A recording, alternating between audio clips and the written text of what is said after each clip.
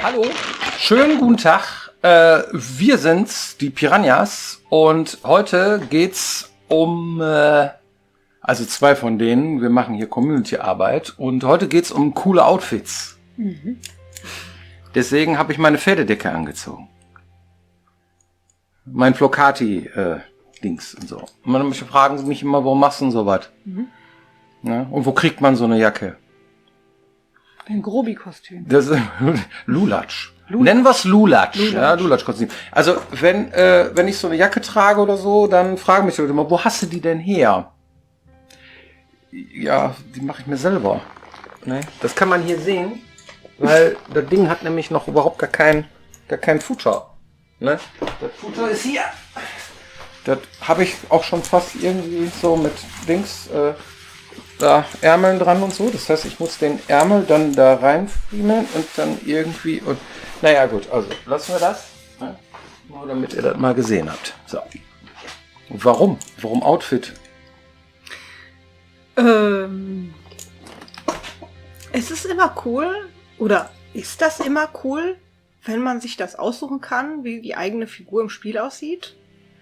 Es gibt ja auch einige Figuren, die sehen sowieso schon total cool aus. Das sind vielleicht die mit dem coolsten Outfit.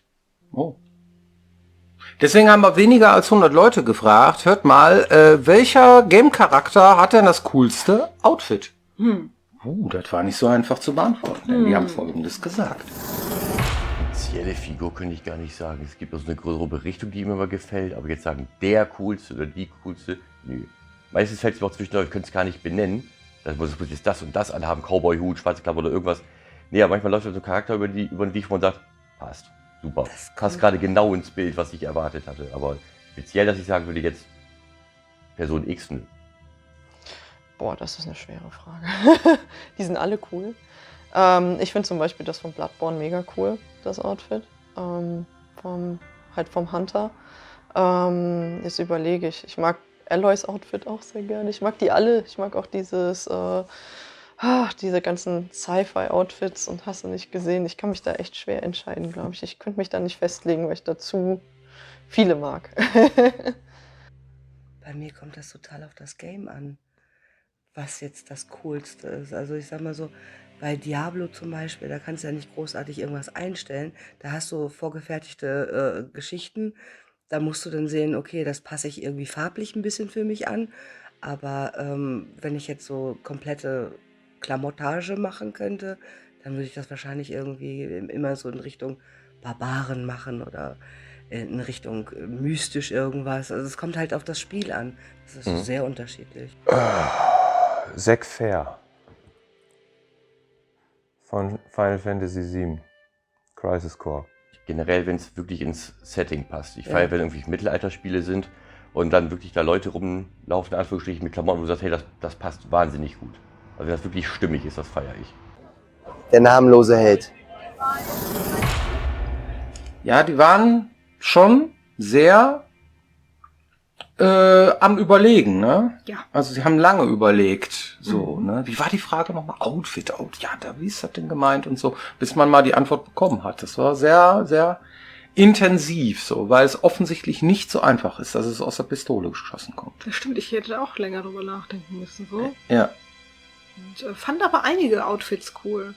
Und dann kommt man natürlich wieder zurück zu dem, was ist vorgegeben und was kann ich mir selber zusammenbasteln. Ne? Also bei den vorgegebenen, ich fand zum Beispiel so vom Look and Feel die Klamotten cool, die sie bei Dishonored hatten. Weil das so mit Schnallen und irgendwie die Farbgebung, das fand ich schon cool. Es gibt auch ein sehr cooles Cosplay dazu. Ne? Von Mall Cosplay, die haben das so nachgebaut und das sah auch richtig klasse aus. Ja, die machen auch echt gute Sachen, meine Fresse. Ja. Ja, das ist auf jeden Fall etwas, das mir sehr gut gefallen hat. Aber ich fand zum Beispiel auch diese Umhanggeschichten, Kapuzengeschichten bei der Assassin's Creed-Reihe immer ziemlich cool. Ja, absolut. Im zweiten Teil haben wir uns alle Outfits zusammengespielt. Ne? Ja. Das war schon echt geil. Sowas finde ich auch immer sehr erstrebenswert, ne? Die nächste Rüstung und so weiter. Bei unseren Spielen ja auch. Die nächste Rüstung hat nicht nur neue Werte, sondern die macht dich auch immer breiter und stärker aussehend immer, ne? Das heißt, die Shapes werden immer irgendwie Und da muss man schon, irgendwann sieht man schon anhand des Charakters, wie er sich darstellt, in welchem Level man sich befindet ungefähr. Ne? Ja, das stimmt. Bei Hogwarts Legacy hast du das ja auch gemacht. Ne? Dein Charakter, der hat ja mittlerweile auch richtig schönes Outfit. Ne? Ja, da haben sie natürlich mit Zauberei gearbeitet. Das fand ich ganz cool, weil die gesagt haben, wenn du ein Outfit hast, dann sieht das ja irgendwie aus, wie zum Beispiel bei Cyberpunk. Wenn du bei Cyberpunk durch die Welt läufst, irgendwie findest du ein neues Outfit irgendwie. Und ich hatte dann die Idee, ja, ich möchte aber, dass meine Figur schwarze Kleidung trägt. Aber die gelbe Jacke, die hat halt eine viel bessere Werte als die schwarze Jacke. Was machst du jetzt? Ja, ziehst du jetzt trotzdem die gelbe an und machst halt den Kompromiss oder bleibst du bei der schwarzen Jacke, aber dann bist du halt viel angreifbarer. Das ist immer so ein Hickhack. Und bei Hogwarts haben sie es so gemacht, dass du dir quasi die gelbe Jacke holen kannst und dann kannst du zaubern, dass sie aussieht wie die schwarze. Das ist natürlich cool. Das ist cool, ja. Aber auch ein Riesenaufwand. Ja, Ja, das ist supi. ja, cool. Ich mag das Feature. Ja, Genau, das ist nämlich auch bei Rollenspielen oft der Klassiker, ne? Dass ich mich entscheiden muss. Ne? Bei welchem Spiel? Bei Two Worlds war das ganz extrem. Ne? Da hast du immer überlegt, so, weil es gibt ja auch Spiele, da kann man so stark würfeln, dass man auch ganz schön bescheuert aussehen kann. Ja, das ist dann das Gegenteil. Also dann hast du irgendwie die total bescheuerte Mütze auf, mit so einem komischen Oberteil und einer überhaupt gar nicht passenden Pumphose dann dazu und dann siehst du aus wie so ein Clown, aber hast jetzt voll die guten Werte. mit Reisschüssel auf dem Kopf, ja. Ja. Bei Two Worlds war das Coole, es gab so Sets, ne? Mhm. Das heißt also eine komplette Rüstung, die hatte dann auch entsprechende fette Werte, wenn man die komplett hatte. Glaube ich jedenfalls, so war das. Und da hat man halt die ganze Welt abgesucht nach den Stiefeln passend zu dieser Rüstung und so. Ja, das stimmt. Das war sehr, sehr schön. Also mir hat das wirklich Spaß gemacht. Two Worlds fand ich auch eins der coolsten Spiele, die ich so gespielt habe. Irgendwie so, man konnte sehr viel rumprötteln mit Sachen und mit Items und irgendwie so. Two Worlds 2 vor allem Ja. hab ich sehr geliebt. Das habe ich gespielt bis zum geht nicht mehr. Bis es nicht mehr ging, ne? Bis man irgendwann durch war. So. Stimmt. Ja, das ist doch etwas, was man als Entwickler dann gerne macht. Man überlegt sich, wie frei lässt er den Spieler denn entscheiden. Ja. Ja, denn wir haben dann versucht, immer so ein Mittelding zu machen. Es gibt verschiedene Fraktionen oder Gilden bei unseren Spielen und die haben meistens irgendwie so ein Grundthema und danach richten sich auch die Rüstungen und dann versuchst du immer, die in auch unterschiedlichen Stärken zu machen, so eine leichte, mittlere, eine starke Rüstung irgendwie und dann irgendwie so eine Wald- und Wiesenrüstung noch dabei, die auch irgendwelche Bürger, was weiß ich, oder sowas tragen können. Und die haben dann ein ähnliches Thema, eine ähnliche Farbgebung und passen dann zueinander. Und wenn du jetzt die zusammen anziehst, dann sieht das auch nach was aus, nämlich das, was es soll. Und wenn du jetzt die Sachen miteinander mischt, dann kann es auch kurios aussehen oder man achtet wirklich als Entwickler darauf, dass alle Rüstungsteile irgendwie zueinander passen. Dann geht das aber auf Kosten der Vielfalt. Und das ist dann so eine Milchmädchenrechnung, der man sich dann stellen muss, zu sagen, wie viel Vielfalt bietest du dem Spieler und wie viel Blödsinn darf dann auch dabei herauskommen. Ja, das ist so ähnlich wie bei Charaktereditoren. Ne? Ich habe mir bald in die Hose gemacht.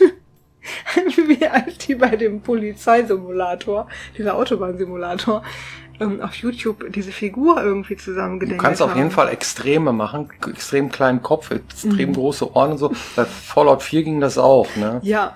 Ja. Kannst du bei Cyberpunk aber auch. Ja, Kannst ja. du auch echt viele, die Kannst haben auch alles so erlaubt, extrem ne? machen, dass dir der Dödel aus der Hose guckt und so. Ja, Ich glaube, die haben das mittlerweile gepatcht, ne? Ja, Aber, ich glaube schon. ja. Also das ist sowas, bietet eine unglaubliche Freiheit. Das hat ja auch was für sich, ne? Und da muss man als Entwickler halt dann damit leben, dass die Leute damit auch unwahrscheinlichen Schindluder treiben. Ja, vor allem im Internet, ne? Ist Und klar. dass die extremsten Bilder davon natürlich dann auch im Internet landen. Das ist dann ein Gefühl, da musst du sagen, ja, aber es gibt doch auch so richtig geile Sachen und so. Die Leute machen dann irgendwie ihre Clownsfiguren, machen einen Screenshot und der ist dann der erste, den du findest, wenn du das Spiel eingibst. Ja, damit muss man dann leben können. Aber als Spieler macht das natürlich auch unglaublich Spaß. Also ich kann mich auch stundenlang mit diesen Editoren befassen, ne? Und Püppchen an- und ausziehen, rumprötteln, Ja. Klamotten verwalten, mache ich total gerne. Was ist denn für dich das coolste Outfit? Da es mir als erstes eingefallen ist und passt, bleibe ich bei Dishonored. Ja? Ja. Und du? Batman oder Indiana Jones? Okay, das verstehe ich. Das ist auch wieder so billig, ne? Ja. Das ist immer so billig. Der sagt doch eigentlich immer dasselbe, ne? Egal, worum es geht. Ne? Aber Batman finde ich schon ziemlich groß. Aber Batman hat schon echt geiles Outfit. Ist einfach so, ne? Und bei Indiana Jones finde ich halt sehr, weil er einfach, ja, weil er cool ist, ne? Und weil er einfach nur einen Hut hat, eine olle schrammelige Lederjacke, eine blöde Peitsche, eine Khaki-Hose, ja? Und das ist auch schon irgendwie cool, ja. Macht Spaß. Ja, verstehe Man ich. erkennt ihn auch sofort, wenn man ihn vom Weiten sieht. Das ist Ja. sofort, ist halt ein Cowboy. Ah nee, das ist Indiana Jones. So, ne? Ist schon geil. Ja, alle Arten von kleinen Superhelden, also klein sage ich jetzt, weil mir Super Mario halt durch den Kopf geschossen ist. Ja, Das sind so Klempner Sachen, mit Mütze. Ja, echt. Das bleibt halt im Kopf, ne? Und ist total unique. Ja. Wird auch niemals verändert Nee. und ist das, was es ist, ne? Ja. Und das ist auch cool irgendwie. Das ist ein super Wiedererkennungswert und da kannst du natürlich auch ordentlich Marketing mit betreiben. Unbedingt. Figuren mit hohem Marketingwert, genau. Mit hohem Wiedererkennungswert. Ja. Ja, haben wir auch mal ein bisschen drüber gequatscht. Was ich auch cool fand, waren diese ägyptischen Krieger bei Stargate, ne? Mit ihren Helmen, so, die fand ich auch ziemlich cool. Meine Lieblingsrüstung bei Elex war die Klerikerrüstung. Oh ja. Ja, fand ich auch ziemlich cool. Ja. Auch weil Lappen dran waren, ne? Die Und so im Wind wehten und sowas. Auch das und die Farbgebung fand ich an der Stelle natürlich auch cool. Das Ja. gefällt mir. Ne? Ja, cool. Und bei euch? Habt ihr einen Favoriten? Wer hat das coolste Outfit? Ja, jetzt mal raus. Mal gespannt, was dabei rauskommt. Mhm. Hast du eine Community-Frage? Ja. Wird noch mal ein Spiel im Mittelalter- oder Piratensetting kommen? Das waren meine Favoriten bisher, schreibt jemand hier. Ja, cool. Können wir uns vorstellen. Genau. Finden wir auch cool. Piraten finden wir auch immer noch cool. Obwohl, wir sind ja vom Hause aus dem Fantasy kommen wir, ne? Und als wir dann Piraten-Setting gemacht haben, gab sehr viele, die das nicht cool fanden. Und jetzt sagt jemand Fantasy oder Piraten-Setting. Also als wäre es gleichwertig bewertet von den Menschen da draußen. Ist so nicht, ne? Muss man halt immer gucken, was ist am beliebtesten oder was ist cool und so. Wir haben jetzt Fantasy, haben wir ja auch in unserem Spiel, ne? Und wir haben Science Fiction drin und wir haben Postapokalypse drin. Das heißt also, bei Elex 2 waren jetzt alle Genres vertreten. Ne? Settings, Entschuldigung, ne? Die man sich so wünscht. Und das ist natürlich so eine Sache, wo wir sagen, das ist cool. Da haben wir Bock drauf, sowas. Ne? Gut, was wir jetzt als nächstes machen, können wir jetzt noch nicht großartig diskutieren oder so, aber denkbar ist natürlich alles. Ja, wir haben immer super viele Ideen, was man machen könnte. Und letztendlich müsst ihr euch leider so lange gedulden, bis wir uns für eine Sache entscheiden und oder diese dann auch announcen. Ja, also vorher können wir natürlich nicht verraten. Wir können sagen, wir haben jetzt irgendwie nichts radikal ausgeschlossen. Das zumindest, aber das hilft ja jetzt auch nicht weiter demjenigen, der die Frage gestellt hat, außer dass er weiß, aha, die haben nichts ausgeschlossen. So sieht's aus. Ja, vielen Dank für eure Aufmerksamkeit und wir sehen uns nächste Woche wieder hier, wenn es heißt Piranhabecken TV. Genau. Macht's gut. Bis dann. Es hielt sich mal hartnäckig das Gerücht, dass wir Steampunk machen wollen würden. Steampunk ist auch cool. Ist auch cool, ne? Ja. Oder Western. Ne? Ja, ist auch Ja, cool. aber auch. Ja.